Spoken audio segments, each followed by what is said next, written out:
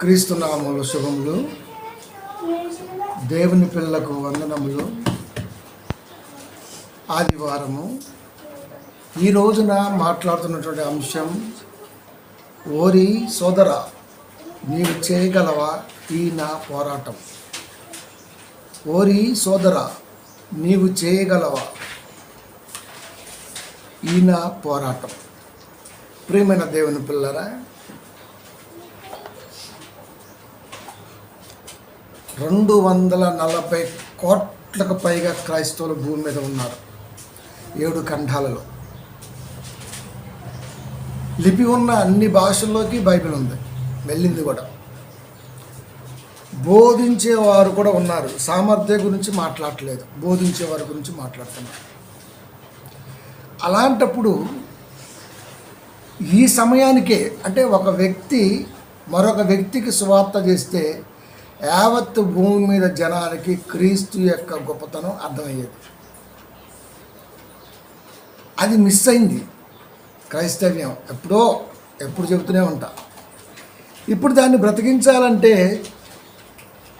దేవుడిదిగో ఇలాంటి ఛానల్ ద్వారా, సభల ద్వారా అవకాశాలు కల్పిస్తున్నారు. వినే పిల్లలు వింటున్నారు, గ్రహించే వాళ్ళు గ్రహిస్తున్నారు, జారే వాళ్ళు జారుతున్నారు. ఇది కామన్గా జరుగుతుంది. ఇప్పుడు దేవుణ్ణి పరిచయం చేయాలి. ఇది పరిచయం చేయటం అంటే ఈ వాక్యాన్ని తీసుకొని చదివించి దాని గురించి చెప్పుకుంటూ పోవటం అన్నది పరిచయం అనుకున్నాడు క్రైస్తవ బోధకుడు. కానీ అది కాదు పరిచయం అంటే. ఒక వ్యక్తిని పరిచయం చేయాలంటే సహజంగా మనం ఫిగర్ని పరిచయం చేస్తాం. ఏనండి పలానా సో అంతే. అది పరిచయం అవుతుందా? ఎవరైనా స్టేజ్ మీద పరిచయం చేయాలంటే ఏనండి పలానా ఎక్స్ అండి, పలానా ఆ ఊరండి, ఇలా చేస్తారండి, మంచి సేవకుడు అండి, మంచి ప్రసంగం చేస్తారండి, అయిపోయింది. పరిచయం అంటే అది కాదు. అది లోకానికి అర్థమైన పరిచయం. నిజానికి పరిచయం అంటే ఆ వ్యక్తి అక్కడి నుంచి వెళ్ళిపోయిన తర్వాత కూడా అది ఎప్పటికీ లోపల ఉండిపోవాలి. అలాంటి పరిచయం చేసేవాళ్ళు కావాలి.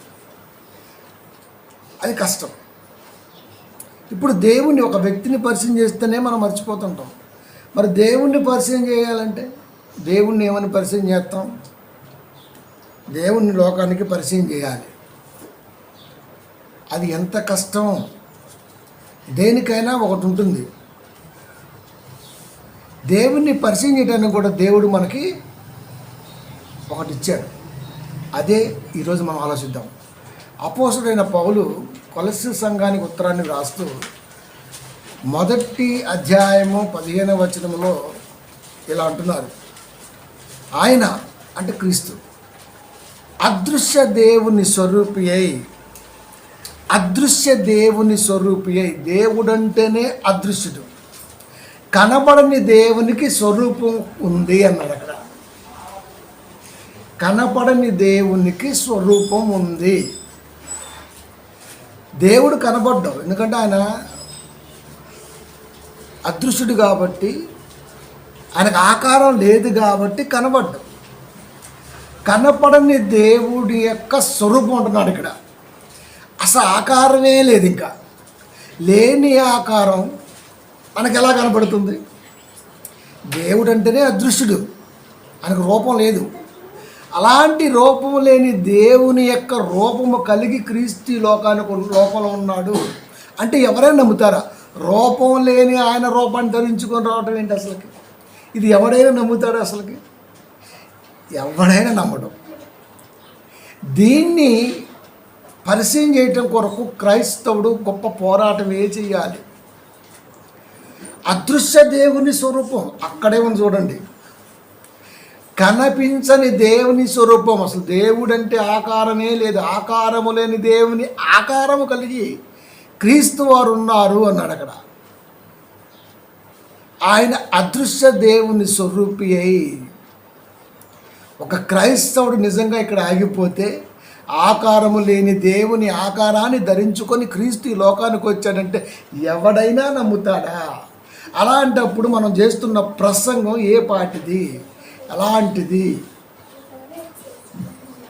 సర్వ సృష్టికి ఆది సంభూతుడై ఉన్నాడు. మరలా అంటే ఏనే ముందు ఆ తర్వాత ఏదైనా సరే, ఏనే ముందు ఆ తర్వాత ఏదైనా సరే, రకరకాల గ్రంథాలు, రకరకాల కల్పితాలు, రకరకాల ఏదైతే విశ్వసిస్తున్నాడో మనిషి వాడికి కావాల్సిన ప్రతి గ్రంథం వాళ్ళ దగ్గర ఉంది. వారి వారి గ్రంథాల్లో ఆది సంభూతుడు అనే ఆయన ఒక ఆయన ఉంటాడు. అది ప్రపంచంలో చాలా గ్రంథాలు ఉన్నాయి, చాలా ఇవి ఉన్నాయి, మతాలు ఉన్నాయి. ప్రతిదానికి ఒక గ్రంథం ఉంది. ఆ గ్రంథంలో వాళ్ళకు సంబంధించిన ఆయన ఆది సంభూతుడిగా ఉంటాడు. కానీ సర్వ సృష్టికి అన్నాడు అక్కడ. అంటే యావత్ సృష్టిలో క్రీస్తు మొదటి వాడు అని చెబుతున్నాడు. బైబిల్ కాబట్టి మీరు అలా రాసుకున్నారు, క్రైస్తవులు కాబట్టి రాసుకున్న దాన్ని మీరు నమ్ముతారు. మాకంటూ ఒక ప్రామాణికం ఉంది, మా దాంట్లో ఒకటి ఉంది. దానికి సర్వ సృష్టికి ఆది సంభూతుడు ఏని మనం కూడా చాలాసార్లు పాటలు వింటుంటాం. అది ఆ పాటల్లో కూడా మనకి ఇవి వస్తుంటాయి. ముందు నువ్వే సృష్టికి ముందు నువ్వే పాటలు వస్తుంటాయి. ఇక్కడ 2 సవాళ్ళు విసిరాడు ప్రపంచానికి. క్రైస్తవ బోధకుడు దీన్ని తీసుకోవాలి. ఆహా, సవాల్తో వల్లేదు, అంత సవారీతో పనే. 2 సవాలు వాక్యం చదువుతుంటే నాకు అనిపించింది, దీన్ని ప్రజల్లో మనం ఎలా ఇంజెక్ట్ చేయగలం. నమ్మాలి కదా. అదృశ్య దేవుని స్వరూపం. దేవుడు అంటేనే అదృశ్యుడు, ఆయనకు స్వరూపం ఉందంట. అసలు రూపం లేని ఆయనకు రూపం ఉంటుందేంట్రా బాబు. అది ఆలి లేదు, సూలు లేదు, కొడుకు పేరు సోమలింగం అంటే ఎవరు నమ్ముతాడు? పెళ్ళం లేదు, గాలిడికి కొడుకు పేరు ఎట్లా నమ్ముతాడు ఎవడైనా? అది నమ్మం. సర్వసృష్టికి ఆది సంభూతుడు. మేము రాసుకున్నటువంటి ఇతిహాసాల్లో, పురాణాల్లో, ఋగ్వేదాలలో, మరొక దాంట్లో మా పవిత్ర గ్రంథాలలో కూడా ఆది సంభూతుడు ఒక ఆయన ఒక ఆమె ఉన్నారు. మా దాంట్లో కూడా అలాగే ఉంది. మరి ఇవన్నిటి దాటి సర్వ సృష్టికి అక్కడ కూడా అదే ఉంది. మరి దేవుణ్ణి, దైవ కుమారుణ్ణి లోకానికి పరిచయం చేయాలి. ఇది పోరాటం. సంఘం అంటేనే పోరాటం. కొత్త కొత్త బట్టలు చేసుకొని అక్కడక్కడక్కడ నీటి తయారైపోయి కనబరుచుకుందామన్న ఆసక్తితో ఎక్కువ వచ్చే విశ్వాసులే ఉన్నారు ఈ లోకంలో. నిజం. 90% అబౌవ్ సంఘంలో మీరు చూడండి, ఫ్యాషన్ షో కంటే ఎక్కువ ఉంటారు రకరకాల తత్వాలతో. మన సంఘంలో చాలా బాగుంటారులేండి, అది కాదు చెప్పేది. బాగా చూడండి మీరు, ఆ లిప్టిక్లు, ఆ టిప్టిక్లు మామూలు కూడా అనుకుంటున్నాం ఏంటి సంఘం అంటే. బాబోయ్, ఏదైనా పార్లర్ నుంచి వచ్చేస్తున్నావా అనిపిస్తుంటుంది మనకి. అది ఆ టైపులో ఉన్నప్పుడు నీకేమర్థం అవుతుంది ఉండటం, అది మనుష్యం. కానీ వాక్యం, మరి వాక్యం గ్రహింపు ఎలా ఉండాలి? రెండింటికి సమాధానం చెప్పకుండా నువ్వు సంఘంలో కాపరిగా ఉంటున్నావని, సంఘములో విశ్వాసిగా ఉంటున్నానని, సమయం ఇత్తి తెగ నరిగేస్తానని ఆడెవడు వెంకాయ బలిగేస్తుంటాడు. నేను అందుకే చెబుతా, క్రైస్తవుడికి వాక్యం చెప్పటం అంటే అర్థం కూడా తెలియదు వాడికి. అది చదివి చెప్పటం ఏమన్నా తెలుగు తేవడం చదువుతుందని అక్షరం కాదు ఇక్కడ కావాల్సింది. స్టేజ్ మీద పరిచయం చేయడం ఎంత లూజో, అక్షరాన్ని చూసి దేవుని గురించి మాట్లాడటం కూడా అంతే లూజు. అంటే పాస్టర్స్ ఈజ్ లూజర్స్. అది కాబట్టి ప్రియమైన దేవుని పిల్లారా, ఆకారము లేని దేవుని ఆకారాన్ని కలిగి సర్వసృష్టికి ఆది సంభూతుడిగా ఉన్నాడు అంటే, ఆకారం లేని దేవుని ఆకారాన్ని కలిగినటువంటి క్రీస్తు సర్వసృష్టికి మొదటి వాడంటే ఎవడు నమ్ముతాడు? ఇన్ని గ్రంథాలను దాటి దీన్ని డీకోడ్ చేసి సమాజంలో బోధన స్థిరపరచాలంటే అది అసామాన్యమైన విషయం ఇది. కాబట్టి అదృశ్య దేవుని స్వరూపాన్ని జనులకు పరిచయం చేయాలి. అదృశ్య దేవుని స్వరూపాన్ని అంటే రూపమే లేని కనిపించని దేవుని స్వరూపాన్ని లోకానికి పరిచయం చేయాలి. క్రీస్తుని పరిచయం చేయటం ఈజీ అండి. ఎందుకంటే క్రీస్తు వారు బెత్లెహేములో పుట్టారని, కన్యమరియ గర్భన సరా ఎన్ని నిందలైన మోయినది పక్కన పెట్టండి, పుట్టాడని ఎవిడెన్స్ కూడా ఉన్నాయి, ప్రామాణికం ఉంది. సో అవన్నీ ఇంకా భూమి మీద ఆసియా ఖండంలోనే కనబడుతుంది. యెరూషలేము 56 దేశాలు ఒక దేశంగా ఉంది. తూర్పు ప్రాంతం కాబట్టి ఖచ్చితంగా యేసుక్రీస్తు వారు అక్కడి నుంచి వచ్చారు కాబట్టి దాని గురించి అవసరమే లేదు ఇంకా. ఎందుకంటే పూర్తితో ఉంది మనకి ఎవిడెన్స్. ఇప్పుడు దేవుని స్వరూపాన్ని ఆ కలిగి ఉన్నటువంటి హిస్టారికల్ ఎవిడెన్స్కి మ్యాచ్ అయ్యేటట్టుగా ముడిపడి ప్రసంగం చేయవలసిన బాధ్యత మన మీద ఉంది. దానికి ఆధారం దేవుడు రాయించినటువంటి అక్షరం. ఇది కూడా అన్ని గ్రంథాల్లో వారి గ్రంథాల్లో వారు రాసినట్టుగా ఉంది. వాటన్నిటిని దాటి రావాలి మళ్ళీ ప్రసంగం చేస్తే. అంటే ఎంత జాగ్రత్తగా వాక్యాన్ని ప్రపంచానికి పరిచయం చేయాలో మీరు చూడండి. కాబట్టి అదృశ్య దేవుని స్వరూపాన్ని జనులకు పరిచయం చేయడానికి మనకు ఉన్నటువంటి అవకాశం కానీ ఆధారం కానీ వాక్యం. 2 కొరింథీ 4:4 ఆ వాక్యాన్ని సాతానుడు ప్రపంచానికి పరిచయం చేసే అవకాశాన్ని ఇస్తాడా అంటే ఇవ్వడం. ఒరిజినల్కి నకిలీ ఖచ్చితంగా ఉంటుంది. యథార్థ కాపరికి దొంగ కాపరి ఖచ్చితంగా ఉంటాడు. అది విశ్వాసులో కూడా సెకండ్ గ్రేడ్ ఉంటుంది. అది అన్ని చోట్ల ఉంటుంది. అది ఒక చోటే కాదు. 2 కొరింథీ 4:4 దేవుని స్వరూపి అయ్యున్న స్వరూపమే లేని దేవుని యొక్క స్వరూపం గురించి మాట్లాడటమే కాకుండా క్రీస్తు మహిమను కనపరుసు స్వార్థ ప్రకాశము. దేవుని స్వరూపి అయ్యున్న క్రీస్తు మహిమ అంటే చాలామంది అంటుంటారు అయ్యగారి మహిమా ప్రవేశం అంటుంటారు. మహిమ అంటే మహిమగల లోకం అంటే అదొక పెద్ద ఊహించలేంది లేదా ఇలాంటికి సంబంధించిందా? మహిమా ప్రవేశం అంటే స్వర్గస్థులు అయ్యారు అంటాం. అంటే మహిమా ప్రవేశం అంటే స్వర్గానికి వెళ్ళిపోయారు డిసైడ్ చేసేస్తానంతే. ఇప్పుడు ఏ యాప్ వచ్చింది ఒకటి, అది 2 బొమ్మలను కలిపిద్ది. దాని మీద ఎన్నైనా మనం ప్లే చేసుకోవచ్చు. దాన్ని ఆపరేట్ చేయటం వస్తే మామూలుగా ఉండదు. ఇంకా ఈ మధ్య చాలామంది పాటలు సరిపోతూ ఉంటే యేసుక్రీస్తు వారు వచ్చి కిరీటం పెట్టేసి ముద్దెట్టేసేసుకొని చేతులు పెట్టేసుకొని ఇటు టక్కేసుకుంటారు. సుమా మళ్ళీ ఇదే ప్యాంట్ షర్ట్ ఉంటుంది మళ్ళీ. అది అక్కడ గొర్రెపిల్ల రక్తములో తమ వస్త్రములు ఉదుకుకొని అని ఉంది అక్కడ ప్రకటన. భూత భవిష్యత్తు వర్తమాన కాలాలని ప్రస్తావిస్తూ ఆ పదాన్ని రాశాడు. కానీ పాస్టర్ గారు భూలోకంలో ఏ 3 పీస్ సూట్ వేసి వాక్యం చెప్పాడో, చచ్చిపోయినప్పుడు కూడా ఆయనకు అదే ఇష్టం కాబట్టి ఆ 3 పీస్ సూట్ వేసేసి మొదలు ఎట్టేస్తారు. కాబట్టి ఇప్పుడు ప్రభు కాడికి కూడా ఆ డ్రెస్ వేసుకుని పోతాడు. ఆత్మలకి డ్రెస్సులు ఉంటాయా అంటే మనకు అర్థం కావడం వరకు పెట్టే అంటావా? మాకు అంత అవసరం లేదు.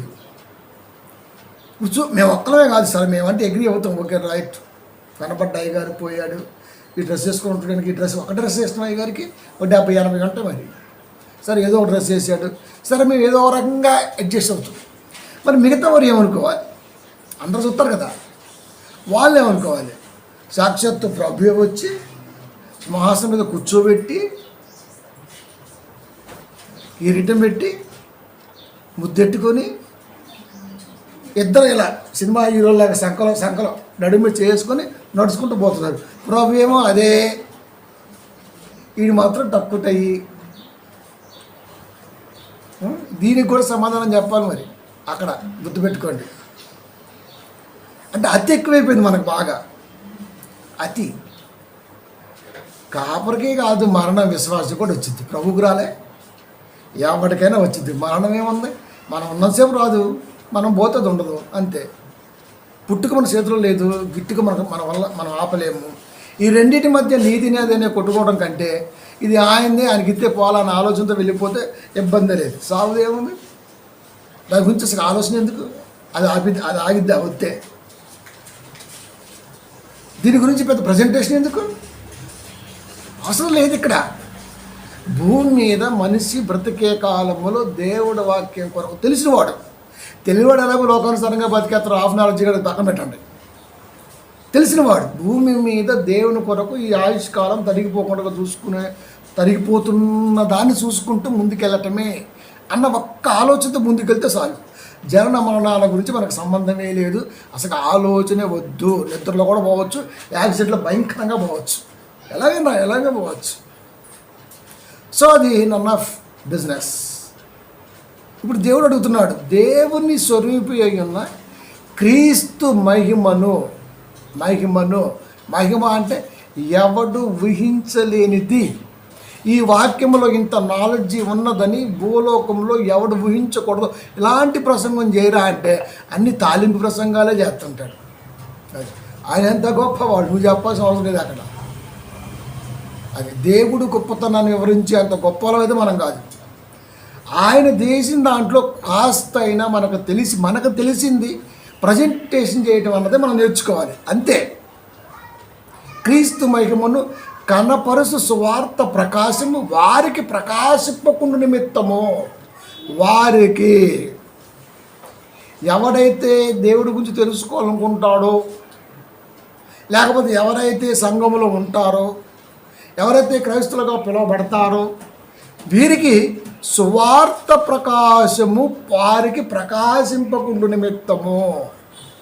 అంటే సువార్తలో ఉన్న ప్రకాశాన్ని ఎప్పుడైతే మనం దాన్ని ఖచ్చితంగా కలుగుతామో, ఆస్వాదించగలుగుతామో, గ్రహించగలుగుతామో, అప్పుడు అదృశ్య దేవుని స్వరూపి అయి ఉన్న క్రీస్తు ఆది సంభూతుడు అన్న ఆలోచన సంగతి మనం గుర్తెరుగుతాము అన్నది అక్కడ పాయింట్.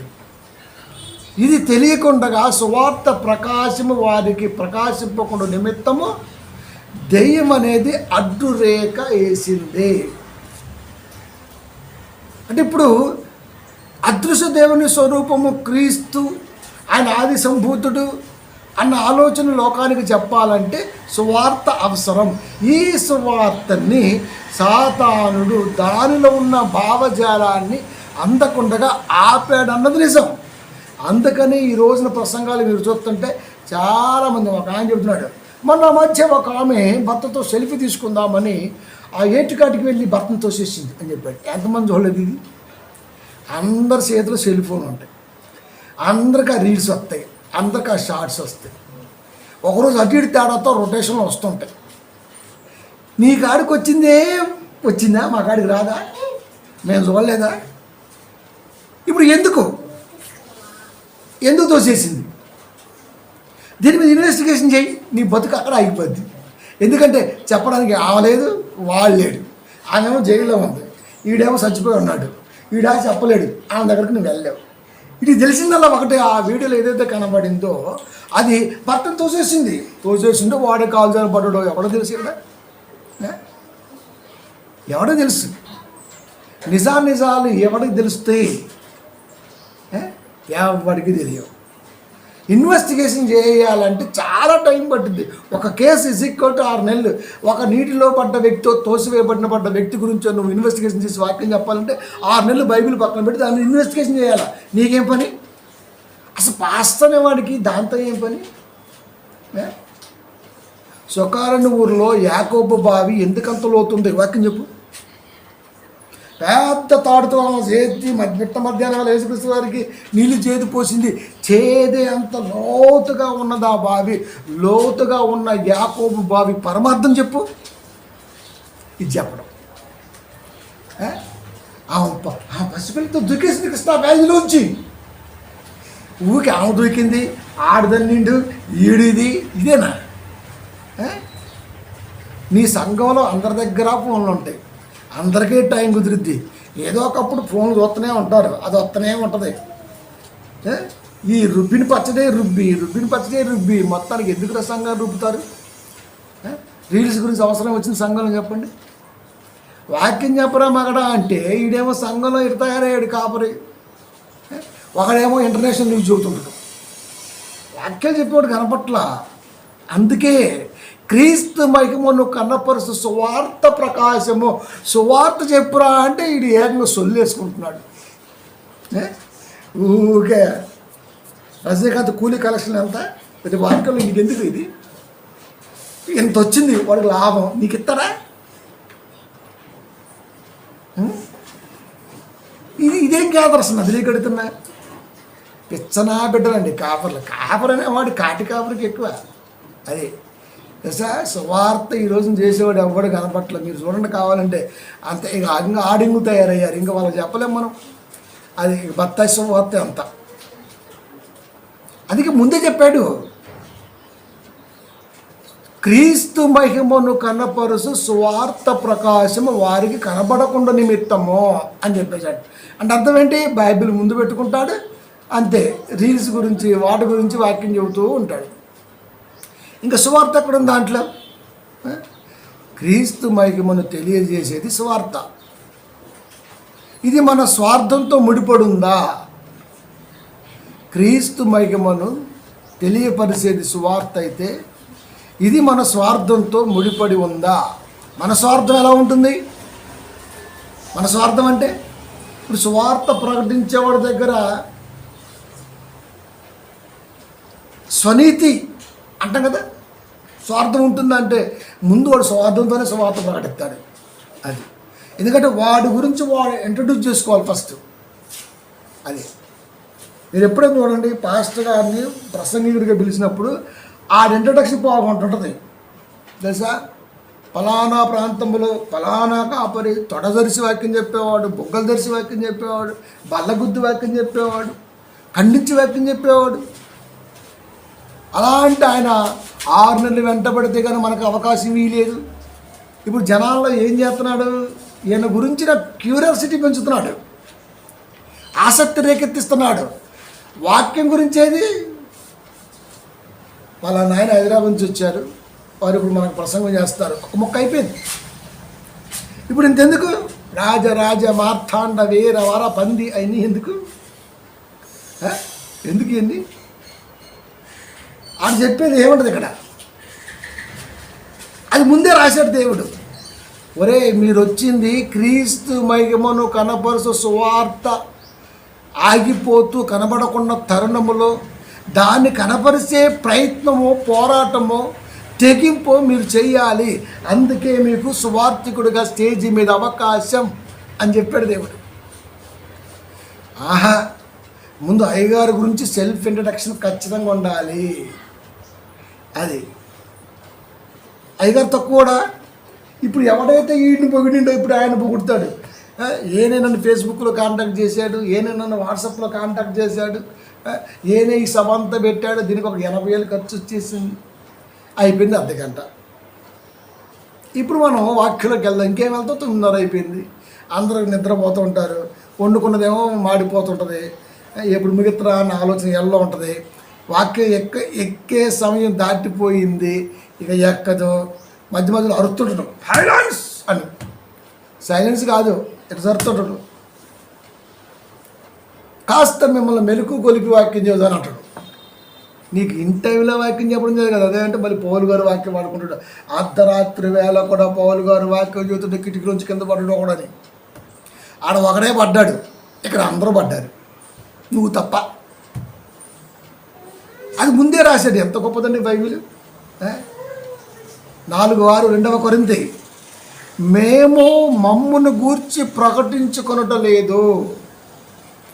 ఏ స్వార్థికుడైనా ఏ విశ్వాసైనా మేము కనబడాలని ఇవి చేయటం లేదని, మేము మమ్మల్ని గురించి ప్రకటించుకోవటం లేదు అని ధైర్యంగా చెప్పే స్వార్థికుడు కానీ, ధైర్యంగా చెప్పగలిగే విశ్వాసి కానీ ఈ భూమి మీద ఉన్నారా అంటే లేరు. అందరు సెలుపు డబ్బాగాలే ఉన్నారు. ఇది పోదండి, ఇది రోగం అంటాం కదా. కలరాకి, మసూచికి, ఎయిడ్స్కి, చివరికి కరోనాకు కూడా వ్యాక్సిన్ కనుక్కున్నారు, కానీ దీనికి మాత్రం వ్యాక్సిన్ ఉండదండి. అది ఊరికి కనబరుచుకోవాలి. ఏం కనబరుచుకుంటాడో ఏంది ఈ పిచ్చ ఏందో ఇప్పటికీ నాకు తెలియదండి బాబు. తెలుసా, మొన్న ఒకళ్ళ ఇంటికి వెళ్ళాను నిన్న. ఒక 10 మంది ఉన్నారు. అనుకుమార్ వచ్చారు, అయ్యగారు వచ్చారంట. నేను లేదో మంచి మూడ్లో ఉన్నారు, మంచి నవ్వుకుంటున్నారు. ఇప్పుడు నన్ను కాపని అని చెప్పేవరకు ఆ నవ్వులు మొత్తం బ్రేక్ అవుతాయి. ఇటు ఎప్పుడు పోతారా అని చూస్తాను నన్ను. ఎందుకు బ్రేక్ అయిపోయింది అక్కడ, బ్రేక్ అయిపోయింది అక్కడ. సహజంగా అయిగానే ఒక రెస్పెక్టో లేకపోతే మరొకటో ఏదో ఉండి వచ్చింది కదా. అప్పుడు ఏం చేస్తారంటే ఆ ఫ్లో మొత్తం మొత్తం మింగేసుకొని ఎవరు రూమ్లో వాళ్ళు వెళ్ళిపోయి అయ్యగారు ఎప్పుడు పోతారా అది ఎప్పుడు పోతారా ఇది అవసరం ఇప్పుడు వచ్చినా ఉంటుంది. నేను తిట్టినా కర్మ కాకపోతే తెలిసే నిజం చేతి అయిపోద్ది కదా, ఈ ట్యాగులే లేదు ఇక తల్లి అని చెప్పిన. అంటే ఇది ఒక పిచ్చ, అది అది అలవాటు అయిపోయింది ఇంకా. కాబట్టి ఇంక నయం వాళ్ళ ఎంట్రన్స్లో ఉంది కాబట్టి అక్కడ తాగి బతికిపోయాం. అది వెళ్ళా మంచిగా వాళ్ళ ఫ్లోలో అన్నారు, మొత్తం గిఫ్ట్లకి ఎవరు మంచి ఫేషియల్ ఎవరు రన్నింగ్ గట్టి నడుస్తుంది.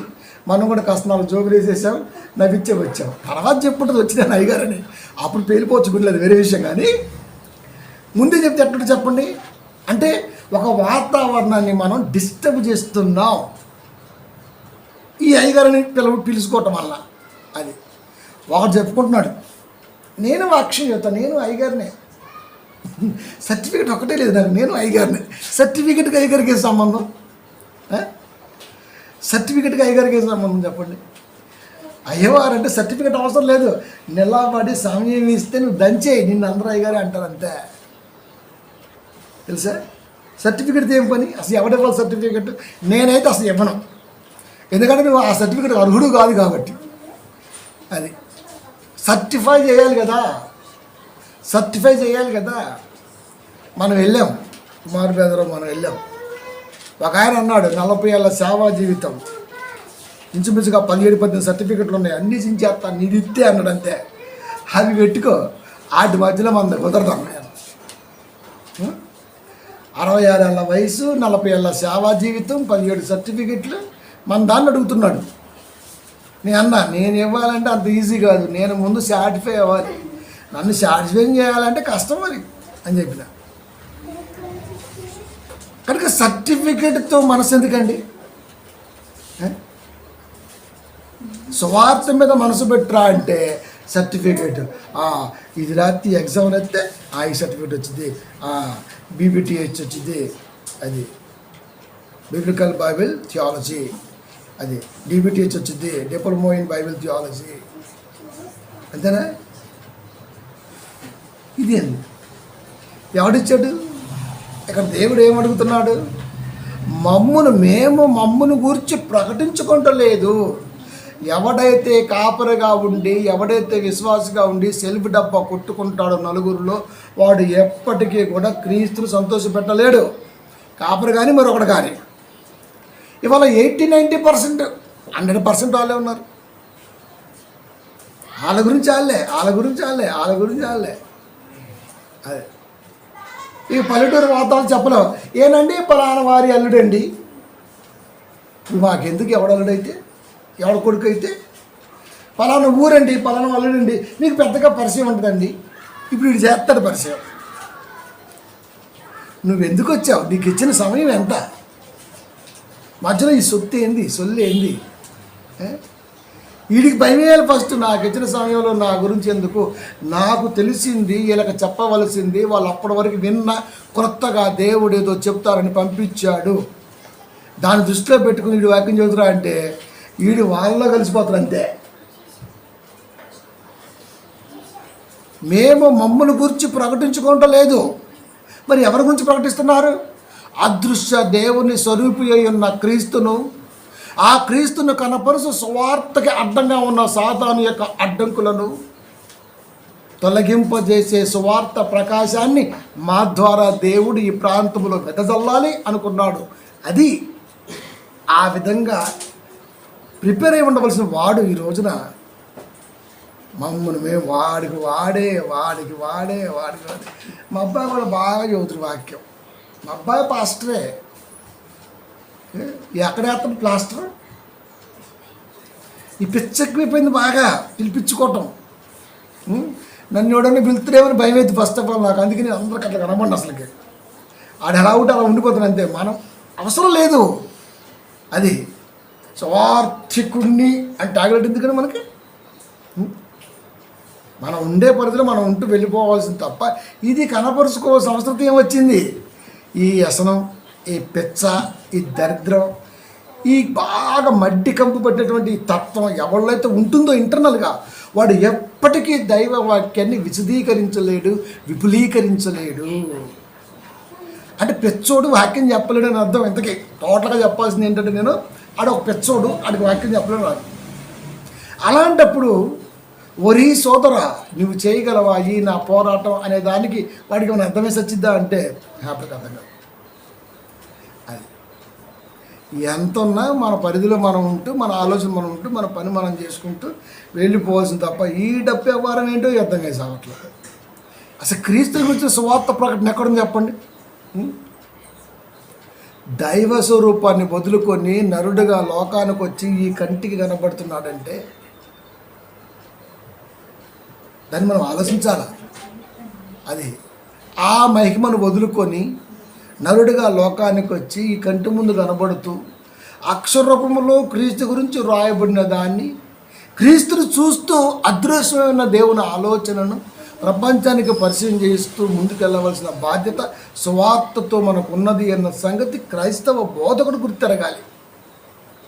ఏది ఏది ఎవడైనా హై స్టేజ్ని వదిలిపెట్టుకుంటాడండి? మీరు చెప్పండి. ఎవడైనా హై స్టేజ్కి వెళ్ళాలనే కోరుకుంటాడు. హై స్టేజ్ని వదులుకుని కింద కొత్త ఎవడైనా? నేనంటే 10 ఏళ్ళు అవుతుందండి హైదరాబాద్ వచ్చేసి. దేవుడి దేవుళ్ళ 2 మెట్లు ఎక్కా. ఏ మెట్లు ఎక్కి నువ్వు చెప్పు? ఏ మెట్లు అయ్యి?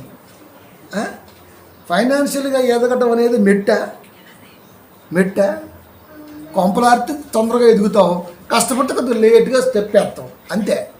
పెద్ద తేడా లేదు. 2-3 కొంపలార్చామనుకో తొందరగా ఎదిగేస్తాం పైకి. అదే కష్టపడుతూ పేర్చుకుంటూ వచ్చామనుకో లోకంలో కొద్దిగా కనబడటమే ఎదగటం అంటే. ఓ 10 ఏళ్ళకి ఇప్పుడు వెనకాల చూసుకుంటే కాస్త లోకంలో గట్టిగానే కనబడుతున్నాం. అది ఎదగటం కాదు, కనబడుతున్నాం అంతే. అది ఒకప్పుడు 2 గ్లాసులు కనబడే, ఇప్పుడు ఒక 20 గ్లాసులు కనబడుతున్నాయి. కానీ గ్లాసులే 20 ఉన్నా 2 ఉన్నా అంతే. 2 వచ్చే ఎక్స్ట్రా చేరే కనబడ్డాయి అంతే. అంతకుముందు చేయలేదు ఇంట్లో, ఇప్పుడు 2 చైర్లు వచ్చాయి అంతే. అది కనపడుతున్నాయి అంతే. అంతకుముందు కొంచెం రెంట్లో ఉండేవాళ్ళం, ఇప్పుడు అప్పు చేసి ఒక అపార్ట్మెంట్ కొనుక్కున్నాం, కనపడుతుంది అంతే. ఇది డెవలపా? దీన్ని ఎలా చూపించుకుంటాం? పైగా దీన్ని మళ్ళీ దేవుడికి యాడ్ చేస్తాం మనం. ఇది ఖచ్చితంగా నాకు దేవుడు ఇచ్చాడు, ఇది పెద్ద తప్పే. లోకాన్నే ఇచ్చాడు దేవుడు, చెన్నిల్లి కూడా. అంటే దేవుణ్ణి లోకంలో ప్రజెంట్ చేయటం అనేది చాలా పెద్దగా ఉండాలి. ఇంత చిన్న వాటికి ప్రజెంట్ చేసి ఏం వాడదండి? రోడ్డు మీద పోతుంటే నా కంటికి ఇంత పుల్ల కనబడింది, నేను షార్ట్స్ బ్రేక్ వేసి బండి ముందు పోనిచ్చి ఆపి దాన్ని తీసి అటు పడేసి కారు వేసుకొని పోయా అని చెప్పామనుకో పెద్ద కిక్ ఉండదు. ఓ పెద్ద మరిసెట్టు పడింది, అప్పటికప్పటికి కార్పొరేషన్లో కాల్ చేపించి దగ్గరుండి కోపించి మొక్కలన్నీ పక్కనేసి అప్పుడు వెళ్ళా అని చెప్పు, ఇది బాగుంటుంది. చెప్పటం కూడా హైలో ఉండాలి. ఈ చిన్న పుల్ల కోసం షార్ట్స్ బ్రేక్ చేసే అవసరం వచ్చింది, గాలికి అదే బతికేదా. అంటే ఏది చెప్పాలో ఏది చెప్పకూడదో కూడా తెలియదు. ఇట్లా క్రీస్తు గురించి పరిచయం చేయాలంటే మర్రి ఊడ కంటే గొప్పగా ఉండాలి. అలా పరిచయం చేయడా అంటే 2 కుర్చీలు వచ్చినాయి, దేవుడు నాకు ఇచ్చిండు అని చదువుతాడు. ఆ పంది కొంపన నయం, పందులు కొంపడదు, పందులు గుడిసెలు చూసినా అది నయం. ఎందుకంటే అది కట్టుకోదు, మనమే కడతాం దానికి.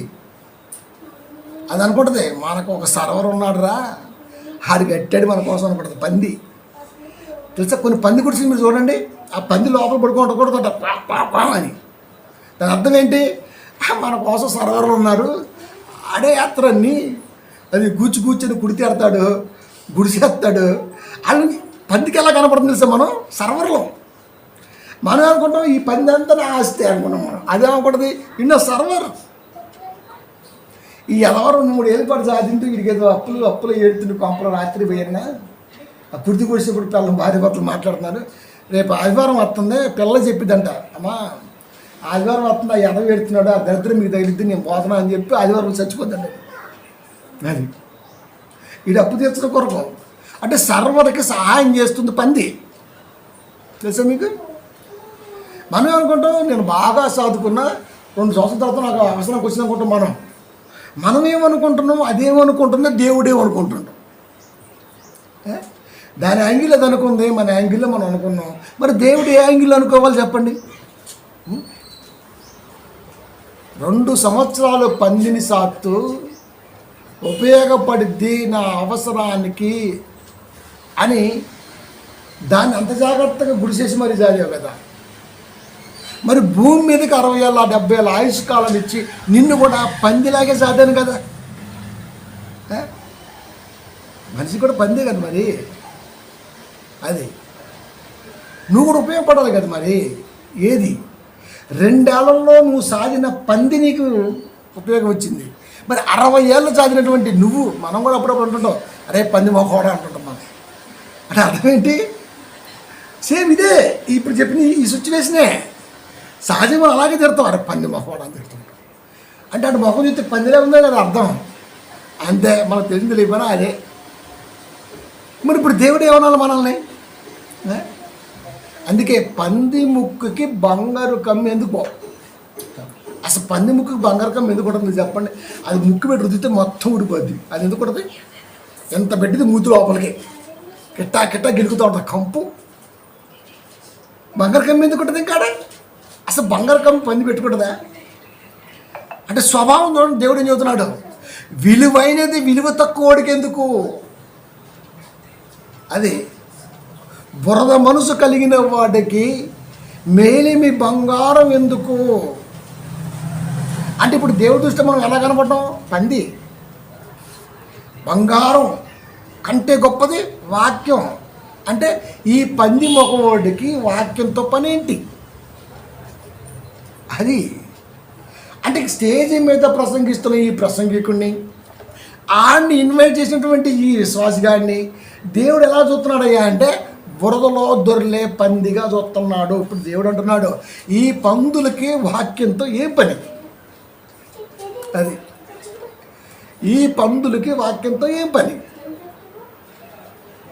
కదా.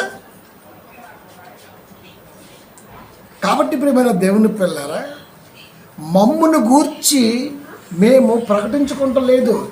ఎవడైనా వాడి గురించి ఆలోచన సమాజంలో పెడితే వాడు దేవుని దృష్టిలో ఇప్పుడు చెప్పిన ఈ 5 నిమిషాల సారమే నిదర్శనం. 2 పిలిపి ఆయన దేవుని స్వరూపము కలిగిన వాడయుండి దేవునితో సమానముగా ఉండుట విడిచిపెట్టకూడని భాగ్యమని ఎంచుకొనలేదు.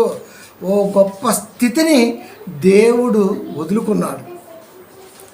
మనము అదే ఒక గొప్ప స్థితి కోసం లోకములో దేవుణ్ణి అడ్డం పెట్టుకుని ఎదుగుతున్నాం. మనం అది ఆయన విడిచొచ్చాడు, మనమేమో రివర్స్. అది త్యాగం, ఆయన వచ్చింది. మరి మంది భోగం. 1:13 కొలసి ఆయన మనలను అంధకార సంబంధమైన అధికారములో నుండి విడుదల చేసి, నిజంగా ఈ రోజున సంఘంలో ఉన్నామంటే లోకములో ఉన్నటువంటి వారి బ్రతుకును మీరు చూడండి. పోనీ నైట్ పూట అర్ధరాత్రి తర్వాత మీరు ఒక్కసారి బయటకు వెళ్ళి చూస్తే ఒక్కొక్కడు 3-4 బైకుల మీద కారులో సొక్కాలిప్పి గిరగిర తిప్పుకుంటా గేమ్ నరుచుకుంటా పట్టు ఉంటుంది మనసు. ఒకసారి వెళ్ళిపోతూ ఉంటారు. అదుపు తప్పితే శవంగా ఇంటికి వెళ్తాడు, లేకపోతే దెబ్బలతో ఇంటికి వెళ్తాడు. అంటే విచ్చలవిడితనం ఎక్కువైపోయింది. వాడేంటో వాడు మర్చిపోయాడు. వాడిని కన్నవారు ఒకళ్ళు ఉన్నారని, ఒక ఇల్లు ఉందని వాడు మర్చిపోయాడు.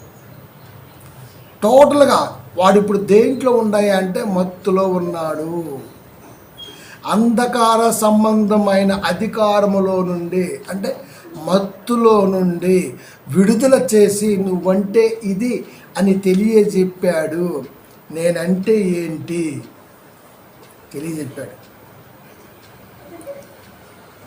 తెలియజెప్పాడు దేవుడు. తాను ప్రేమించిన తన కుమారుని యొక్క రాజ్య నివాసులుగా చేసిన సంఘములో ఉన్నామంటే మనమంటే ఏంటో మనకు తెలుసు. మనమంటే ఏమిటో దేవునికి తెలిసింది కనుక దేవుడంటే ఏంటో అంతకుముందు తెలియని మనలాంటి వాళ్ళకు తెలియజెప్పుకోవాల్సిన బాధ్యత, అవకాశం వచ్చిన ప్రతిసారి చెప్పాల్సిన అవసరం ఉన్నది. ఇది మన క్యారెక్టర్, ఇది మన పొజిషన్, ఇది మన స్థితి. ఇంతకు మించి ఏమని చెప్పండి? మనిషి ఇంతే. ఇంకా నేనంటే ఏంటో నాకు తెలిసింది. అంతకుముందు లోకంలో ఉన్న నేనంటే ఏంటో తెలియలా. కుటుంబ విలువ, నా విలువ, దేవుని విలువ, ఇవన్నీ ఏం తెలియలే. ఇవన్నీ తెలిసిన తర్వాత వాటిని ప్రొటెక్ట్ చేసుకునే ఆలోచనలో జాగ్రత్తగా ముందుకు వెళుతూ ఉంటాం. నేనంటే ఏంటో నాకు తెలిసినప్పుడు నేను జాగ్రత్తగా ఉంటాను. వాక్యం అంటే ఏంటో తెలిసినప్పుడు వాక్యాన్ని జాగ్రత్తగా కాపాడతాను. ముందు నా గురించి తెలియజెప్పింది వాక్యం. వాక్యాన్ని కాపాడుకోవాల్సిన బాధ్యత తెలుసుకున్న నాపై ఉంది. అంధకార సంబంధమైన అధికారములో చాలామంది ఉన్నారు. వారిని వాక్యముతో విడుదల చేయవలసిన బాధ్యత ఎంతైనా ఉంది. అలాంటి వాక్యం చెప్పే స్థితిలో మనం ఉన్నామా? అది మన ప్రసంగము ద్వారా కొందరి ఆత్మలకి ఆలోచన విడుదల కలిగిద్దా, లేకపోతే కిసకిసలు, కితకితలు, లకలకలు, లొకలొకలు, ఇంకా జంబలకడి పంబలు, రకరకాలు. ప్రసంగం చేసామంటే వాడికి ఆలోచన పుట్టాలి. అలాంటి ఆలోచన చేసే ప్రసంగికుడు భూమి మీద ఉన్నాడా? అది పోరాటం. ఎందుకంటే తాను ప్రేమించిన తన కుమారుని యొక్క రాజ్య నివాసులుగా చేసెను. యేసుక్రీస్తు వారితో సత్సంబంధాన్ని కలిగించాడు అంటే, సంఘములో ఉన్నామంటే, ఈ దేహం ఇక్కడ ఉండి ఆత్మ వెళ్ళిపోయే తరుణములో ఖచ్చితంగా ఆయనతోనే ఉంటావు. ఇది నమ్మాలి, ప్రామాణికం మాట. మరి అలా చాలామంది ఉన్నారు కదా. అది అంటే సువార్త అందించడం అనేది పోరాటం. అది అంధకారంలో ఉండి చచ్చిపోయాం అనుకోండి, నిత్య జీవం మిస్ అయిపోతాం మనం. అది ఎప్పుడు తెలుస్తుంది? ఇంతకు చనిపోయిన వాడికి నిత్య జీవం ఉందంటే అదృశ్య దేవుని స్వరూపము అంత ఆశాస్పదంగా ఉన్నట్టుగా అనిపిస్తుంది లోకానికి. రూపము లేని దేవుని రూపాన్ని ప్రస్తావించటం ఎలాగో, కనబడిన నరకాన్ని గురించి కూడా తెలియజేయటం కూడా అలాంటిదే. ఈ రెండింటిని నరుడు నమ్ముతాడా? అసలు ముందు కాపురే నమ్మట్లేదు, నరుడు నమ్ముతాడు. మీరు చెప్పండి. ధనవంతుడు పరలోక రాజ్యానికి అనర్హుడు. అది ఇప్పుడు మనోళ్ళు ప్రసంగం చేస్తుంటారు. యేసుక్రీస్తు వారి టీంలో కూడా ధనవంతులు ఉన్నారు. వాళ్ళకి దేవుడు పరలోకం ఇచ్చినప్పుడు మనకెందుకు ఇవ్వడు? ఆ ధనవంతులకి ఈ ధనవంతులకి చాలా వ్యత్యాసం ఉంది. అది ధనవంతులు అనేది ఒక క్యాడర్గా కనబడొచ్చేమో, కానీ దాంట్లో ఎన్నో రకాల ఆలోచనలు ఉన్నాయి. అది ఒక లోక ధనవంతుడే, ఒక బర్నబా ధనవంతుడే, మరి యేసుక్రీస్తు వారిని కొనుక్కున్నటువంటి ఆయన ధనవంతుడే, అధికారులతో మాట్లాడాడు. ఎంతమంది ఉన్నారు మరి. కానీ వాళ్ళెవరు ఇలా ప్రజల్ని మభ్యపెట్టి సువార్తని హస్తగతం చేసుకొని హస్తవ్యస్తం చేస్తూ స్వలాభం కొరకు, స్వార్థం కొరకు ధనవంతులైన వారు కారు.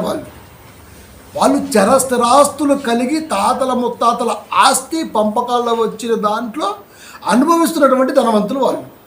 ఒక లోతు ఉన్నాడు, అబ్రాం గారు ఉన్నాడు.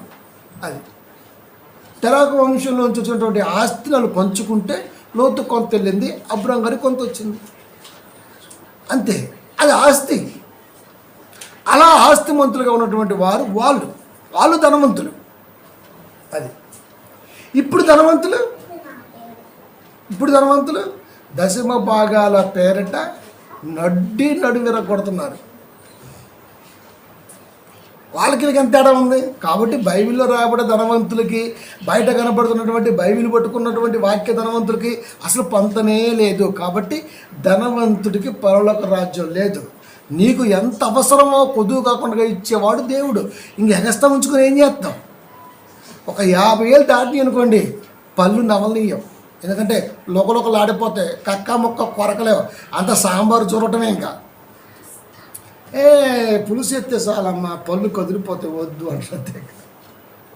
ఇప్పుడైతే ముడుసులు లాగుతుంటారు గొట్ట అని. ఆఫ్టర్ 50, 60 టచ్ అవుతుంది అనుకో, ఆ మిగతా భవిష్యత్తు లైఫ్ మొత్తం నరకమే. అరగదు, తినాలనిపించదు, తింటే అరగదు. అది ఇప్పుడు పుదీనా కూర, సాంబార్ కూర, కొత్తిమీర చారు, ఉల్లిగడ్డ చారు, ఈ సారులు తింటమే ఇంకా. అది కాబట్టి ఎంత ఉన్నా ఇంకా లాభం లేదు, ఇంకా ఉపయోగం లేదు. కొద్ది వయసు అయిపోయిన తర్వాత డబ్బు అనేది మన కంటికి ఎలా కనబడుద్ది అంటే అనిపించింది మనకు.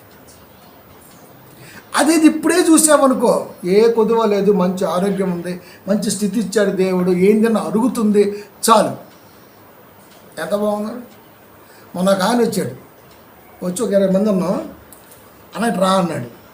బయట ఆయన వెళ్ళినా ఇటు పట్టుకొని గట్టిగా లాగిండు. ఏంటన్నా పిచ్చి లాగుతున్నా. ఇగ్గనుకో, ఇగ్గా ఇట్లే ఇగ్గేంటన్నా అన్న. ఇగ్గులాగే ఉందన్నా అన్నాడు. ఎట్లా పెరుగుతుంది నీకు రోజు అమ్మగారు అంటది, ఏంటి రోజు నువ్వులు వస్తుంది నీకు వెనకాల అంటది. అంటే కొత్త ఇంటికలు పుడుతున్నాయి. నేన్న ఏ స్వార్థం ఉండదు, ఏ ఆలోచన ఉండదు, ఎవరి మీద దృష్టి ఉండదు, ఎవరిని ఒక మాట అందామని ఆలోచన ఉండదు. నాకున్న పని ఏంటి, నేను చేస్తున్న పని ఏంటి, నేనేం చేయాలి, ఏం చేస్తున్నా దాని మీదే. అది కూడా ఫాస్ట్ క్లోజ్ చేస్తాం. మళ్ళీ ఇప్పుడు ఈ 3 గంటల నుంచి 6 గంటలు ఈ పని ఉంది, సో ఇది క్లోజ్ చేయాలి, సో అది క్లోజ్. ఈ పని ఉంది, ఓకే, వాకింగ్ టైం తీసుకోవాలి, ఓకే, ఇది చేయాలి. ఆ తర్వాత కొంచెం అన్నం పెట్టిద్ది, తింటాను, తిన్న వెంటనే 10 నిమిషాల్లో ఇంకా అంతే. అంటే మరొక మనిషి మీద స్వార్థపూరితమైన ఆలోచన కలిగి ఉండను. లేకపోతే వాట్ నెక్స్ట్, ఏం చేద్దాం రప్ప టైంతో పొట్లాడుతూ పైకి అవసరం లేదు. అది ఎంత వీలైతే అంత కూల్గా, కామ్గా, పిల్లలతో నవ్వుతూ నవ్విస్తూ బయట వాతావరణం కూడా అలాగే ఉంచుకుంటూ వెళ్ళిపోతుంటా. అలాంటప్పుడు మైండ్ టెంపర్ హీట్ ఎందుకు అవుతుంది? దాంట్లో ఉన్న లేయర్ ఎందుకు కరిగిపోతుంది? తలంపులు ఎక్కువైపోతేనే మొత్తం డెప్పై కూర్చుంటుంది. స్వార్థమైన ఆలోచన కలిగి ఉంటేనే ఇవన్నీ ఉంటాయి. కాబట్టి దేవుడు నేర్పుతున్నది ఏంటంటే, నీకు ఇచ్చిన ఆయుష్ కాలంలో నీకు ఆరోగ్యం బాగా ఇచ్చాను, అన్నీ సక్రంగా ఇచ్చాను, ఎక్కడితో తృప్తిగా ఉండు చాలు. ఆరోగ్యమే మహాభాగ్యం. అంటే లిమిట్.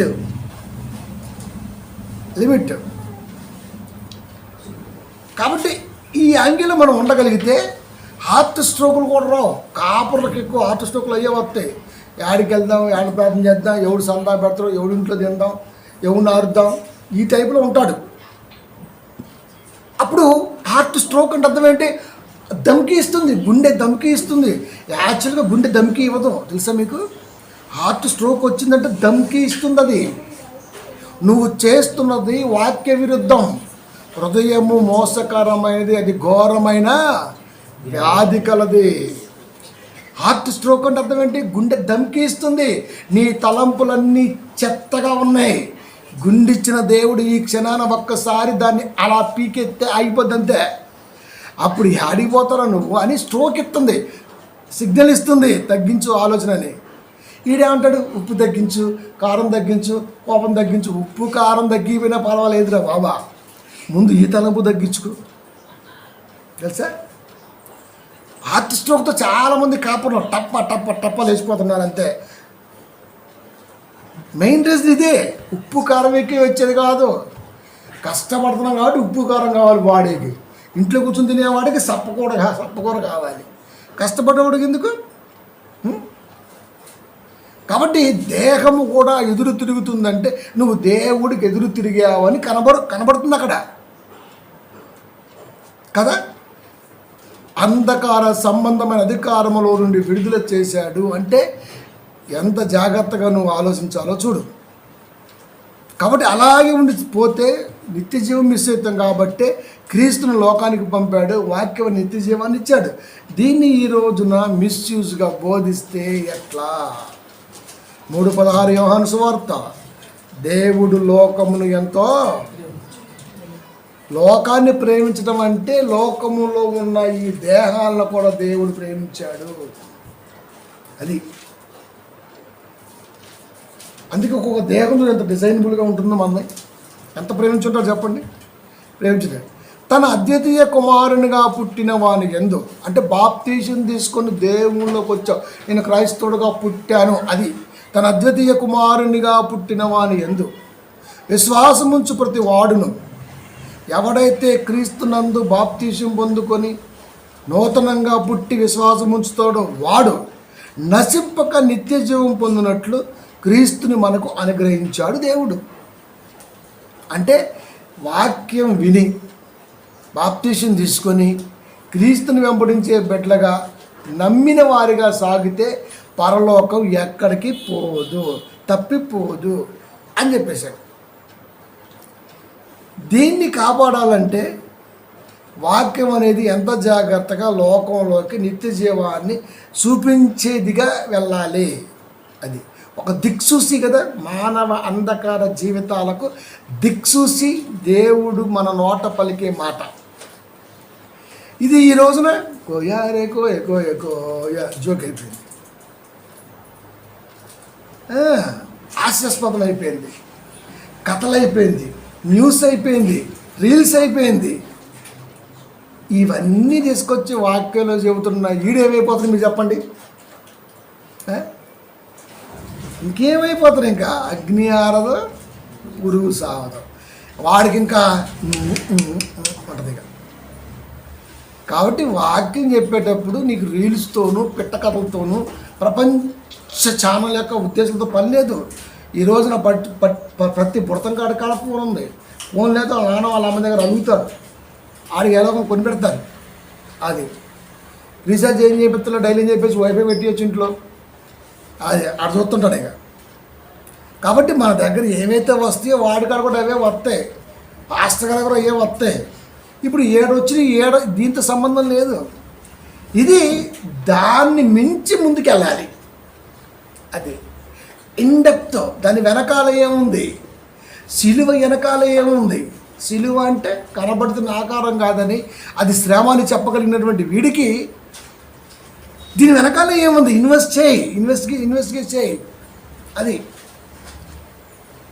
ఎందుకంటే ఆ వాక్యాన్ని విని నమ్మి సాగే పిల్లలకు దేవుడు నిత్య జీవాన్ని ఇచ్చాడు. దాన్ని చెడగొట్టేవాడిగా ఈ రోజున ఈ పంది మొహవాడే ఉన్నాడు. అది అందుకే ఓరి సోదరా అని పెట్టిన అక్కడ. అది తిట్లాగుందా బాధలాగుందా అంటే రాసి నాకే తెలిసింది. అది ఒరి పంది మొహవాడని పెడితే బాగుంటుంది, డైరెక్ట్ అయిపోతుంది. అందుకే నాకు చాలామంది విశ్వాసులు కానీ కాపర్లు కానీ నాకు అలా కనబడుతుంది, పందుల్లా కనబడుతుంటారు అనిపిస్తుంటుంది నాకు. ఎందుకంటే అంతే ఇంక అది కాబట్టి ఇప్పుడు మన దేవుని పిల్లరా, మన విలువ మనకు తెలిసినప్పుడు, వాక్య విలువ తెలుసుకున్నప్పుడు, మన విలువ మనకు తెలిసి ఎదుటివాడి విలువ కూడా మనకు తెలిసినప్పుడు ఖచ్చితంగా మనకు చేతనైంది మనం చేస్తూ ముందుకు వెళ్తాం. పంది స్వభావము, కక్కిన వాంతి తిరిగిన కుక్క స్వభావము క్రైస్తవుడు కలిగి ఉండడం తెలుసా. పౌలు గారు తన ఆస్తిని పెంటగా చూశాడు అంటే అర్థం ఏంటి? ఆయన డబ్బు అవసరం లేదనా? స్వార్థ పనిలో వెళ్తున్నప్పుడు అవసరాల కొరకు అది ఉపయోగం పడుద్ది, దాన్ని తీసుకొని వెళ్తున్నాడు. కానీ దాన్ని ఎలా చూశాడయ్యా అంటే ఆయన పెంటగా చూశాడు. దాన్ని రోజున మనం జేబులు వేసుకొని కంపు చూపిస్తున్నాం జనాలకి. అది క్రైస్తవుడు. దేవుడు ఇచ్చాడు సంతోషపడు, చెప్పుకుంటా ఇచ్చాడు సంతోషపడు. మరి వాక్యాన్ని ఇవ్వు. అసలు దేవుడు ఇచ్చిందే వాక్యాన్ని. దేవుడు లోకాన్ని ప్రేమించాడని అర్థమైంది, లోకాన్ని ఇచ్చాడు. ఇచ్చిన దేవుడు కూడా 17 యోహాను సువార్తలో వారికి నీ వాక్యాన్ని ఇచ్చా అన్నాడు. అక్కడ దేవుడు ఇచ్చింది నిజంగా వాక్యమేనండి. లోకాన్ని ఇచ్చి అడగక ముందే అన్నీ సమకూర్చి ఆ తర్వాత లిపి ఉన్న భాషల్లోకి పంపిన వాక్యాన్ని మనకి ఇచ్చాడు దేవుడు. ఇప్పుడు దేవుడు లోకాన్నే కాదు, లోకములో ఏ కొదువ లేకుండా చూసి తన మాటను కూడా ఇచ్చాడు. కనుక దేవుడు మనకి ఏమి ఇచ్చాడయ్యా అంటే వాక్యాన్ని ఇచ్చాడు. దేవుడు నీకేమి ఇచ్చాడు? నాకు 2 పిల్లల్ని ఇచ్చాడు, నీకే ఇచ్చాడు. మరి నువ్వు తప్ప ఇంకెవడు కనలేడా? మనం చెప్పడం చూడండి, దేవుడి దేవలు నాకు 2 పిల్లలండి. మరి వాడికి ఎలా పుట్టారు? మరి వాడు దేవుడిని నమ్మడుగా. వాడైతే అసలు దేవుడే లేడంటాడుగా నాస్తికుడు. మరి వాడికి ఎవరు ఇచ్చారు? వాడికి 2 మగ పిల్లగాళ్ళు ఉన్నారుగా, ఒక అమ్మాయి ఒక అబ్బాయి, 2 అమ్మాయిలు రకరకాలుగా ఉన్నారుగా, వాళ్ళలో కూడా XYలు. మరి వాడికి ఎవరు ఇచ్చారు? నమ్మని వాడికి ఎవరు ఇచ్చారు? నమ్మాను అని చెప్పుకుంటున్న వాడికి ఎవరు ఇచ్చారు? నమ్మి నమ్మకం లేని వాడికి ఎవరు ఇచ్చారు? అన్యులకి ఎవరు ఇచ్చారు? ఇవి ఎలా చెప్తావు? అసలుకి వాడు ప్రశ్న ఎత్తి మన దగ్గర ఆన్సర్ ఏది? నేను నమ్మను, నాకు ఇచ్చాడు, మరి నాకెవడు ఇచ్చాడు రా అంటే ఏం చెప్తావు? నీకు కూడా మా దేవుడు ఇచ్చాడు రా. మా దేవుడు మీ దేవుడు లేడురా, దేవుడు యేసుక్రీస్తు అందరికీ. మరి మా దేవుడు అంటాడు. మేము క్రైస్తవులం అండి, మరి వాడెవడు? వాడెవడు అన్యుడా? వాడు అన్యుడు అని చెప్పడానికి నువ్వు ఎవడవి? అది దేవుడు చెప్పాలా అన్యులని. నువ్వెలా చెప్తావు? మనకి అన్యులు అని చెప్పే అర్హత లేదు. అందుకే దేవుడు మీరు అన్యులు వెళ్ళే దారిలోకి వెళ్ళకూడదు. అన్యులు ఎవరో చెప్పాడు అక్కడ. వాళ్ళు వెళ్ళిన వారు అన్యులు కాదు, దేవుడు వెళ్ళమన్నవారు అన్యులు. గుర్తుపెట్టుకోండి, తేడా ఉంది. వారు వెళ్ళిన వారు అన్యులు కాదు, దేవుడు వెళ్ళమన్నవారు అన్యులు. వాళ్ళు క్రైస్తవులు అయ్యారు. అంటే ఇప్పుడు దేవుని దృష్టిలో ఈ అన్యుల వీరు వెళ్ళిన తర్వాత అన్యుల్ని మత మార్పిడి చేసి దేవుని పిల్లగా మార్చారు. వీటన్నిటికీ సమాధానం వెతుక్కుంటూ వెళ్ళాలి మనం. దేవుడు వెళ్ళమన్న వారు అన్యులు అంటే అర్థం ఏంటి? నేనంటే ఏంటో తెలియకుండా ఉన్నారు, అది అర్థం. అన్యులు అంటే నేనంటే ఏంటో తెలియదు, అది నా గురించి తెలియదు, నువ్వు చెప్పు వెళ్ళి. అది దేవుడి గురించి తెలియనివాడు అన్యుడు, దేవుడి గురించి తెలిపేవాడు క్రైస్తవుడు, తెలుసుకున్నవాడు విశ్వాసి, ఫాలో అయ్యేవాడు క్రైస్తవుడు. మళ్ళీ అక్కడికే వచ్చారు. తెలియని వాడికి తెలియజెప్పమని పంపిన దేవుడు తెలియజెప్పే విధానంలో నీ గురించి ప్రకటన ఎందుకు? మేము యెరూషలేము నుంచి వచ్చాం, సముద్రం వరకున వచ్చాం, కాలు బొప్పలేసి అని బైబిల్లో రాయబడిందా? లేదు. పోనీ ఎక్కడైనా సరే నేను 14,000 మైళ్ళు నడిచాను అని పౌలు చెప్పాడా? లేదు. పౌలు గారు ప్రయాణం చేసినప్పుడు ఒక విశ్వాసకు వచ్చిన డౌట్ ఏంటంటే, ఈయన ఎక్కడ మొదలుపెట్టి ఎక్కడికి వెళ్ళాడని ప్రపంచ మ్యాప్ తీసుకొని 6 నెలల పాటు పౌలు యొక్క ప్రయాణాన్ని గీస్తే అప్పుడు 14,000 మైళ్ళ కాలినడక, 15,000 మైళ్ళ ఓడ వంట ప్రయాణాలు ఉన్నాయని రాశాడు. పౌలు చెప్పలా. ఆయన ఎలా వెళ్ళుంటాడో ఒక క్యూరియాసిటీ ఉంది. ఆయన దాన్ని పసిగట్టి మ్యాప్లు దగ్గర పెట్టుకొని మొత్తం మోడర్ చేసి క్యాల్కులేషన్ చేస్తే వచ్చిన రిజల్ట్ అది. ఇప్పుడు చెబుతున్నా చూడు, భార్య భర్తను ఎట్లోకి నెట్టేసింది. పౌలు గారు సువార్త ప్రయాణానికి వెళ్ళాడు. రెండింటిని దగ్గర పెట్టు. ఒక క్రైస్తవుడికి పౌలు గారి యొక్క జీవిత మ్యాప్ గురించి గీయాలనుకున్నాడు. 6 నెలలు టైం పట్టింది. అప్పుడు 14,000 మైళ్ళు 15,000 మైళ్ళు వచ్చాయి. నిజంగా నువ్వు చెప్పాలి అనుకుంటే ఆమె దూకిందా, నెట్టిందా, కాలు జారి పడ్డాడా, మరొకట అని ఇన్వెస్టిగేట్ చేయి. ఇప్పుడు చేయి ప్రసంగం. 6 నెలల ఫలితార్థమే ఈ రోజున మ్యాప్ మన వెనకాల చూస్తుంది. మరి 6 నెలలు చేయి. ఒక రీల్ కొరకు 6 నెలల పాటు నువ్వు టైం వెచ్చించగలవా? మరి నీకు ఎందుకురా బోడి? ఏంటోనండి తీసుకెళ్ళి సెల్ఫీ కోసం నెట్టేసింది. పైకి చెప్పేస్తావా? ఇన్వెస్టిగేట్ చేయవా? చేయాలి కదా. కాబట్టి కాపర్ అనేవాడికి అంత ఓర్పు, అంత సహనం లేదు. అది వీళ్ళంతా పంది స్వభావం కలిగినటువంటి వారే, పందులే. కాపరులు పందులే, విశ్వాసులు పంది పిల్లలే. అవి బురదలోనే ఉంటాయి. ముక్కు పగిలిపోయే కంపు మన చుట్టూ వస్తుంటుంది. ఎన్ని స్ప్రేలు కొట్టినా పోదు, ఎంత వాక్యం చెప్పినా వాళ్ళ అరుదులోకి దిగదు. అలాంటి పంది బోధకులు ఎక్కువైపోయారు, పంది పిల్లలు ఎక్కువైపోయాయి. ఇప్పుడు ఆ పందులతో మనం పోరాటం చేయాల్సి వస్తుంది ఇక్కడ. అది ఏమన్నా 1-2 గంటదా కంటే ఏకంగా ఎన్ని పిల్లలు కంటది పంది. మనమైతే 2 నెలలకు ఒకళ్ళం, 3 నెలలకు ఒకళ్ళం కంటాం. ఈ 2-3 ఏళ్ళ అది 40-50 మంది కంటది. అంటే స్వార్థ బోధకుల దగ్గర స్వార్థ పంది పిల్లలే ఎక్కువ ఉన్నారు. అలాంటి వారికి వాక్యం పోరాటం అని, ఇది చెప్పాలని, ఇది నేర్చుకోవాలని ఉంటుందా? ఏముండదు. వలసి 2:2 నేను ఎంతగా పోరాడుచున్నానో మీరు తెలుసుకొనగోరుచున్నాను. వారు ప్రేమయందు అతకబడి, ప్రేమ అనగా వాక్యం, సంపూర్ణ గ్రహింపు యొక్క సకల ఐశ్వర్యమును, సంపూర్ణ గ్రహింపు అంటే వాక్యములో ఉన్నటువంటి రసభావ సారాల భావజాలాన్ని పూర్ణంగా గ్రహించిన వారిగా ఉండాలి. అది వాక్యం అంటే లోతు, వాక్యం అంటే సారం, అది పూర్తిగా గ్రహించిన వారిగా ఉండాలి. సకల ఐశ్వర్యము అన్నాడు అంటే వాక్యములో సకల ఐశ్వర్యం ఉంది. అది అనుభవించిన వాడికి అర్థమైంది, ధరించిన వాడికి అర్థమైంది. దేవుని మర్మమై ఉన్న క్రీస్తును స్పష్టముగా తెలుసుకున్న వారై తమ హృదయములలో ఆదరణ పొందవలని వారందరి కొరకు పోరాడుచున్న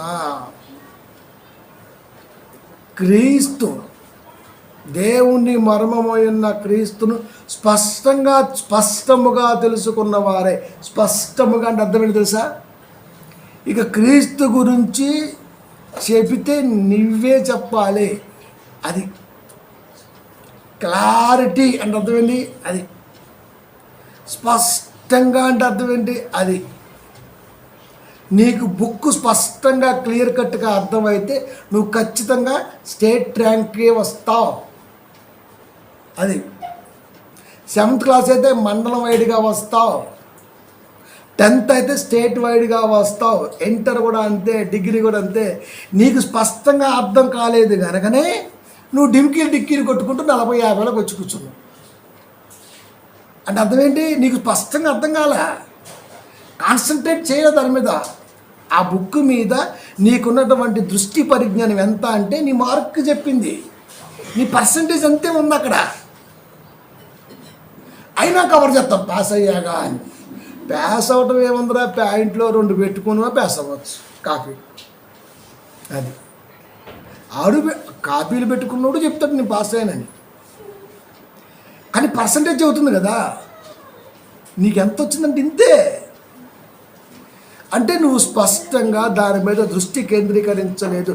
ఆఫ్టర్ ఆల్ నీ జీవితానికి కొద్ది కాలం ఉపయోగపడే చదువులోనే నువ్వు హాఫ్ నాలెడ్జ్ గాడివైతే పరమాత్మ చెంతకు చేరవలసిన ఆత్మని పర్సంటేజ్లో పైకి లేపుతావంటే నేను ఎలా నమ్ముతాను? అంటే విశ్వాసికి కానీ క్రైస్తవుడికి కానీ శూన్యం పర్సంటేజీ. నేను పేపర్ దిద్దితే 1 మార్కు కూడా ఇవ్వను అన్నాడు దేవుడు. అది ఇప్పుడు మనోడు ఏమంటాడు? తొడగొట్టాడు, మేసాల మేలేసాడు, మహిమా ప్రవేశం అయిపోయింది, దేవుడు వచ్చాడు, బుద్ధెట్టాడు, కిరీటం పెట్టాడు, ఏ యాప్లో మనం పెట్టేస్తాడు. కాబట్టి ప్రియమైన దేవుని పిల్లరా, బైబిల్ అర్థం కావటం అంటే అంత ఈజీ కాదు. బ్రతుకే నీకు అర్థం కాల, బ్రతుకులో ఉపయోగపడే మనిషి రాసుకున్న పుస్తకాలే నీకు ఉపయోగపడాల, దైవ గ్రంథములో ప్రతి మాట నీకు అర్థమైందంటే ఎవడి చెవులో పూలెడతాం. తమ హృదయములలో ఆదరణ పొందవలని వారందరి కొరకు పోరాడుచున్నాను. ఆదరణ అర్థం ఏంటి? ఆదరణ కూడిక అంటే అర్థం ఏంటి? ఓదార్పు. దేవుడి మాటతో ఏం పర్వాలేదు, సేవ చేశాడు, మంచి సేవకుడిగా ఉన్నాడు, ఆయన పోతే ఖచ్చితంగా దేవుడు మెచ్చే ఉంటాడు అని ఒక కుటుంబానికి ఆదరణ, ఓదార్పు. వాక్యం చెబితే కూడా హృదయాలలో ఆదరణ కలగాలి. అది నా బ్రతుకాలములో చాలు, దేవుడే ఫస్ట్, ఆ తర్వాత ఏదైనా అన్న ఆలోచన కలిగిన వాడిగా నువ్వు ఉండాలి అనే కాపరిగా నిన్ను, విశ్వాసిగా నిన్ను పంపాడు, సంఘంలో చేర్చుకున్నాడు. ఇప్పుడు నువ్వు చేయవలసిందల్లా ట్రూత్ ఫర్ ఫైట్, సత్యం కోసం పోరాటం. సత్యం కోసం పోరాటం ఏడుంది? ఊరికే సొక్కల కోసం పోరాటం, డ్రెస్సుల కోసం పోరాటం. విసిరేస్తుంటాడు భార్య దగ్గర సొక్క, కుక్కలు కూడా వేసుకో, ఇది అట్లంతే. నువ్వు కుక్క కాబట్టి వేసుకోవాలి ఇక్కడ. అది ఇస్త్రీ, ఇస్త్రీ బాగా సంఘానికి ఇస్త్రీ ఎందుకు నీకు? ఫ్యాషన్ షోకి వెళ్తాం ఏంటి? నలిగిపోయింది పక్క, ఎవడు చూస్తాడు? నేను అమ్మగా చేద్దా కాబట్టి ఆడలేదు, ఏదో ఒకటి వేసింది. ఇప్పుడు దీనికి స్త్రీలు, పట్టీలు, నీట్లు, తెలసొక్కే కావాలి, అది ఏదే వద్దు. వాన వచ్చింది, తడి వచ్చింది, బట్టలు ఎండలేదు, ఏం చేస్తున్నావు? నైట్ ఫ్యాన్ కింద వేయకుండా తడి సొక్క వేసుకొస్తే ఎండిపోతుంది. ఇప్పుడు సువార్తకి వెళ్ళడానికి ఇన్ని ఆటంకాలా? దేన్ని బట్టి? దేహము ధరిస్తున్న వాటి మీద ఇంత ఫోకస్ ఎందుకు మనకి? ఒక్క సొక్కాతో ఎన్నో ప్రాంతాల్లో సువార్త చేశాడు. నిజంగా ఎంత సేమ్గా ఫీల్ అయి ఉంటాడండి ఆయన అని అనుకుంటే తప్పుడు అవుతుంది మనం. నాకు ఒకటే ఉంది అంతే, నైట్ పూట పిండుకునేవాడు, ఆడ పడేసుకునేవాడు, మళ్ళీ పొద్దున్న కట్టుకునేవాడు. ఇక పౌలు గారు ఒక్క అంగీతోనే ఎన్నో ప్రాంతాల్లో సువార్త చేశాడు. ఎక్కడ సిగ్గుపడలా. మనకి ఎక్కువైపోయి ఏం కట్టుకోవాలో తెలియక బీరువాలు మొత్తం లాగేస్తుంటాం కిందకి, tight tight tight tight tight. ఇది ఓకే, మరి మిగతా తగలెట్టు, ఓకే కదా. నిజంగా నువ్వు ఓకే అన్నావంటే మిగతా కావాలని అర్థం. నిజంగా పౌరుషం ఉంటే ఇంటికి వెళ్ళిపోయి మొత్తం తగలెట్టాలని తగ్గిపోలేసే సర్దుకుంటాం మళ్ళీ మంచిగా. అంటే అన్నీ ఓకే. డిసైడ్ ఒంటి మీదక, ఇంటిలోకి వెళ్ళవలసిన వాక్యం మీదక. సువార్తకు వెళ్ళాలంటే ఇవేమీ కనబడకూడదు. స్నానం చేసామా, వచ్చామా, వేసుకున్నామా, చర్చికి వచ్చామా, అస్సది గంట 2 గంటలు పడుద్ది మేకప్ సువార్తకు, తెలుసా? 2 గంటలు. ఇది బాగా, ఇది బాగా, ఇది మ్యాచ్ అవ్వాలి, ఇది మ్యాచ్ అవ్వాలి, ఇది మ్యాచ్ అవ్వాలి, ఇది మ్యాచ్ అవ్వాలి, ఇది మ్యాచ్ అవ్వాలి.